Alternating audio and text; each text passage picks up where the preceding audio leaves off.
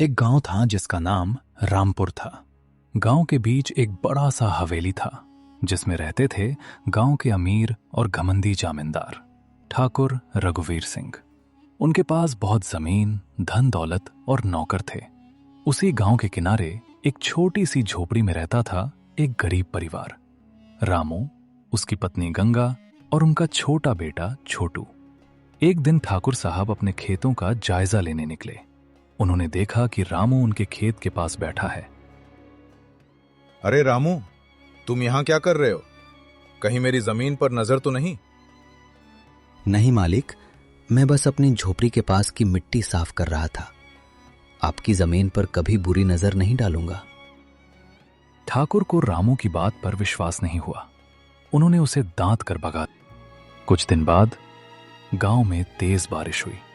ठाकुर साहब का छोटा बेटा खेलते खेलते खेत के पास के गड्ढे में गिर गया। आसपास कोई नहीं था। तभी रामू ने उसकी चीख सुनी। अरे बच्चा पानी में गिर गया। रामू बिना सोचे समझे पानी में कूद गया और बच्चे को बाहर निकाल लिया। जब ठाकुर को पता चला कि उनके बेटे की जान रामू ने बचाई है तो उनका घमंड टूट गया। रामू, मैंने तुम पर शौक किया, तुम्हें डेटा, और तुमने मेरी सबसे अनमोल चीज, मेरे बेटे की जान बचाई। मलिक, बच्चा तो सबका एक जैसा होता है। इंसानियत सबसे बड़ा धर्म है। ठाकुर की आंखों में आंसू आ गए। आज से तुम सिर्फ मेरे मजदूर नहीं, मेरे भाई हो। तुम्हारा परिवार अब कभी भूखा नहीं सोएगा।